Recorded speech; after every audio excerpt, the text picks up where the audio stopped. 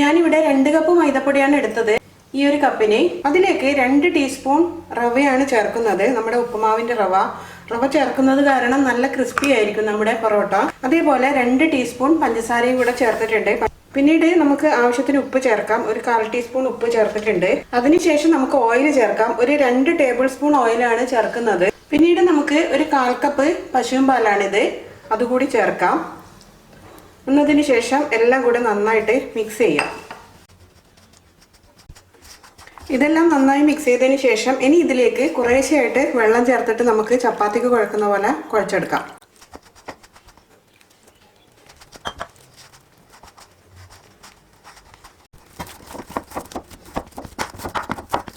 മാവ് നല്ല സോഫ്റ്റ് ആയിട്ട് കുഴച്ച് കഴിഞ്ഞു. ഒരു 5 മിനിറ്റ് ഞാൻ കുഴച്ചിട്ടുണ്ടായിരുന്നു. കണ്ടില്ലേ, ഇത് നല്ല സോഫ്റ്റ് ആണ്. ഇനി നമുക്ക് ഇതിന്റെ മുകളിലായിട്ട് കുറച്ച് ഓയിൽ ഒന്ന് പുരട്ടി കൊടുക്കണം. ഡ്രൈ ആവാതിരിക്കാൻ വേണ്ടിയിട്ടാണ്. അതിനുശേഷം ഇത് അടച്ചു വെക്കാം. എന്നിട്ട് ഒരു 15 മിനിറ്റ് നമുക്കിത് റെസ്റ്റ് ചെയ്യാൻ വിടാം. 15 മിനിറ്റ് ആയിട്ടുണ്ട്. ഇനി നമുക്കിത് കുക്ക് ടോപ്പിൽ വെച്ചിട്ട് നന്നായിട്ടൊന്ന് കുഴച്ചെടുക്കാം. അതിനുശേഷം നമുക്കിത് 5ആയി ഭാഗിച്ചെടുക്കാം. നമ്മൾ 5 വിധത്തിലുള്ള ഫോൾഡിംഗ് ആണ് കാണിക്കുന്നത്.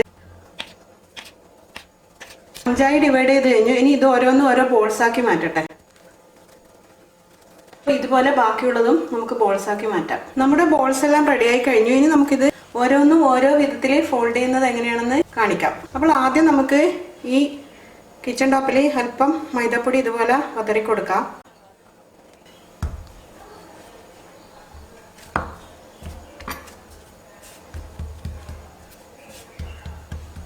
അതിനുശേഷം നമുക്കിത് പരത്താൻ സ്റ്റാർട്ട് ചെയ്യാം.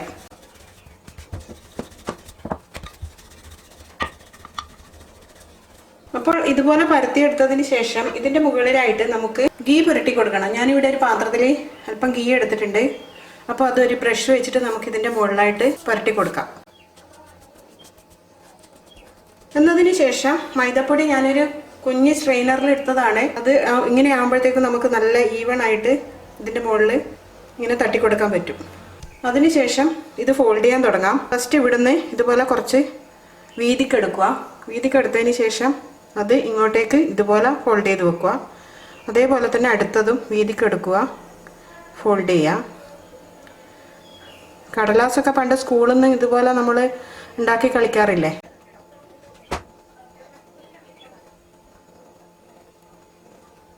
മുഴുവനായിട്ട് ഇങ്ങനെ ഫോൾഡ് ചെയ്തതിന് ശേഷം നമുക്കിതിങ്ങനെ കുറച്ച് നീട്ടിയെടുക്കാം, സ്ട്രെച്ച് ചെയ്ത് പിടിക്കാം.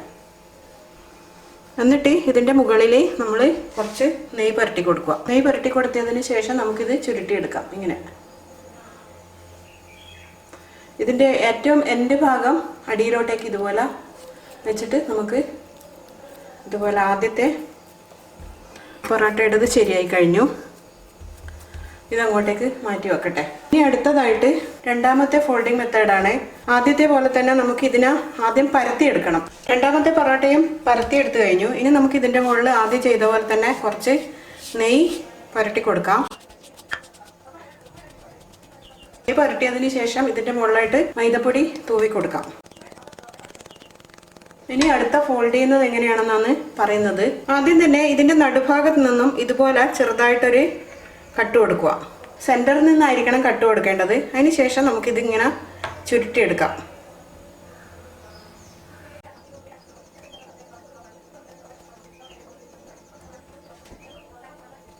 ഇതുപോലെ ഫുള്ളായിട്ട് ചുരുട്ടിയെടുത്തു കഴിഞ്ഞതിന് ശേഷം നമുക്കിതിങ്ങനെ ഇതുപോലെ ചെയ്തിട്ട് അടിഭാഗം വരെ കൊണ്ടുവരിക. അതിനുശേഷം രണ്ടാമത്തെ പൊറോട്ടയും റെഡി ആയി കഴിഞ്ഞു. ഇനി നമുക്ക് മൂന്നാമത്തെ ഫോൾഡിംഗ് ആണ്. അതിനുവേണ്ടി ഞാൻ അടുത്ത ബോൾ എടുത്തു. മൂന്നാമത്തേത് പരത്തിയതിന് ശേഷം എപ്പോഴും ചെയ്യുന്നത് പോലെ തന്നെ ആദ്യം നമുക്ക് ഇതിന്റെ മുകളിൽ നെയ്യ് പുരട്ടി കൊടുക്കാം. അതിനുശേഷം മൈദപ്പൊടി ഇതിന്റെ മുകളിൽ ഇതുപോലെ തട്ടിക്കൊടുക്കാം. എന്നതിന് ശേഷം കുറച്ച് വലിയ കഷ്ണങ്ങളായിട്ട് കട്ട് ചെയ്യാണ് വേണ്ടത്. ഇതുപോലെ കട്ട് ചെയ്തതിന് ശേഷം ഓരോന്നും നമുക്ക് ഇതുപോലെ ചുരുട്ടിയെടുക്കാം.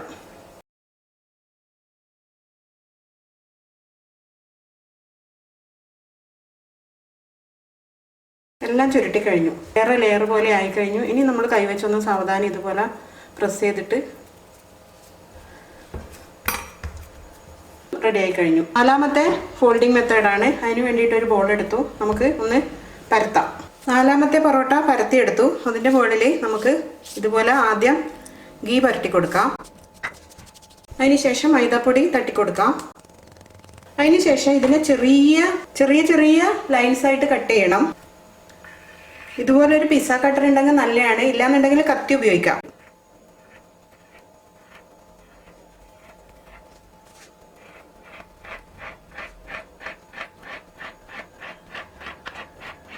അപ്പം മുഴുവനായിട്ട് കട്ട് ചെയ്ത് കഴിഞ്ഞു. ഇനി ഒരു കത്തി വെച്ചിട്ട് ഇതിൻ്റെ ഒരു സൈഡിൽ നിന്നും ഇതുപോലെ നമുക്ക് കൊണ്ടുവരാം.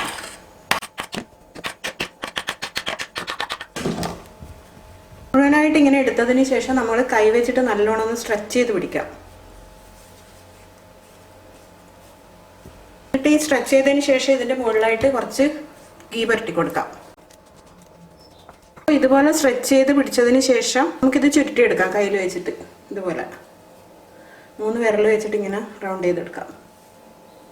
ഇതിൻ്റെ ഒരു ഭാഗം നമുക്ക് അടിയിലോട്ടേക്ക് വെച്ച് കൊടുക്കാം.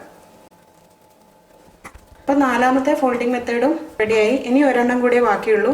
പരത്തിയെടുത്തതിന് ശേഷം നമുക്ക് ഗീ പരട്ടി കൊടുക്കാം. ഗീ പരട്ടിയതിന് ശേഷം മുകളിലായിട്ട് മൈദപ്പൊടി തട്ടി കൊടുക്കാം.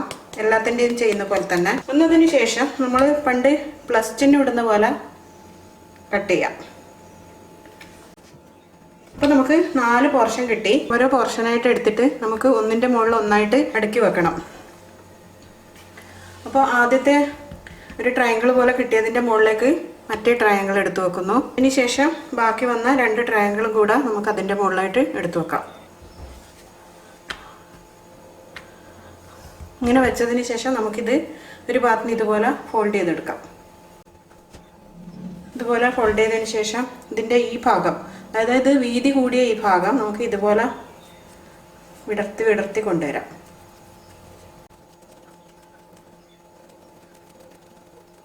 അപ്പോൾ 5ാമത്തെ ഫോൾഡിംഗ് മെത്തേഡും തീർന്നു കഴിഞ്ഞു. ഇനി നമുക്ക് റെഡിയാക്കി വെച്ചിട്ടുണ്ടായിരുന്ന ഒരെണ്ണം എടുത്തിട്ട് കൈവച്ച് ആദ്യം നന്നായിട്ടൊന്ന് പ്രസ് ചെയ്ത് പരത്തിയെടുക്കാം. എന്നതിന് ശേഷം നമ്മുടെ ഈ റോളർ വെച്ചിട്ട് ചെറുതായിട്ടൊന്ന് പരത്തിയെടുക്കാം.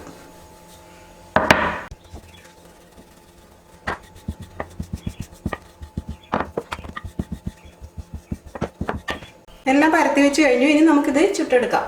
പാൻ നന്നായി ചൂടായതിന് ശേഷം നമുക്ക് ഇതിലേക്ക് നമ്മൾ പരത്തി വെച്ച പൊറോട്ട വെച്ച് കൊടുക്കാം. ഫ്ലെയിം കൊടുത്തിട്ടുള്ളത് ഒരു മീഡിയം ടു ലോ ഫ്ലെയിമാണ്. കാരണം നമ്മുടെ പൊറോട്ട ഇത്തിരി തിക്കല്ലേ ചപ്പാത്തിയേക്കാളൊക്കെ. അപ്പോൾ നല്ലവണ്ണം കുക്കായി വരണ്ടെങ്കിൽ പെട്ടെന്ന് കത്തി കഴിഞ്ഞ് കഴിഞ്ഞാൽ പുറം ഭാഗം മാത്രമേ കുക്കാവുള്ളൂ. ഒരു 2 മിനിറ്റ് കഴിഞ്ഞിട്ടുണ്ട്. നമുക്കിത് തിരിച്ചിട്ട് കൊടുക്കാം. തിരിച്ചിട്ടതിന് ശേഷം ഇതിൻ്റെ ഈ ഭാഗത്തായിട്ട് നമുക്ക് നെയ്യ് പരട്ടി കൊടുക്കാം. ഇനി നമ്മൾ തിരിച്ചിട്ട ഭാഗം കൂടെ ഇതേപോലെ കുക്കായി വരട്ടെ. അപ്പോൾ നമ്മുടെ പൊറോട്ടയുടെ 2 ഭാഗവും നല്ല ഗോൾഡൻ സ്പോട്ട്സ് ഒക്കെ വന്നിട്ട് വരിഞ്ഞു കഴിഞ്ഞു. ഈ ഭാഗവും റെഡിയായി കഴിഞ്ഞു. അപ്പോൾ നമ്മുടെ ആദ്യത്തെ പൊറോട്ട റെഡി ആയിട്ടുണ്ട്. ഇനി ഇതേപോലെ തന്നെ ബാക്കിയുള്ളതും കൂടെ നമുക്ക് റെഡിയാക്കി എടുക്കാം. അപ്പോൾ ആദ്യത്തെ പൊറോട്ടയാണിത്. ഇതിൻ്റെ ചൂട് ഇത്തിരി ആറിയതിന് ശേഷം കൈവച്ച് ഇതുപോലെ ഒന്ന് പ്രസ് ചെയ്ത് കൊടുക്കുമ്പോഴത്തേക്കും ലേയേഴ്സ് എല്ലാം നന്നായിട്ട് വന്നോളും. ഇത്തിരി ചൂടോടുകൂടി തന്നെ ചെയ്യണം. തണുത്ത് കഴിഞ്ഞ് കഴിഞ്ഞാൽ പിന്നെ ഇങ്ങനെ കിട്ടില്ല. അപ്പോൾ ഇത് റെഡിയായി കഴിഞ്ഞു. അപ്പോൾ എല്ലാ പൊറോട്ടകളും റെഡിയായി കഴിഞ്ഞു. കണ്ടില്ലേ, നല്ല ലേയേഴ്സ് ആയിട്ടുള്ള എല്ലാ പൊറോട്ടക്കും ഇതുപോലുള്ള ലേയേഴ്സുകൾ വന്നിട്ടുണ്ട്. എല്ലാം ലേയേഴ്സായിട്ട് നല്ല ലേയേഴ്സായിട്ട് വന്നിട്ടുണ്ട്.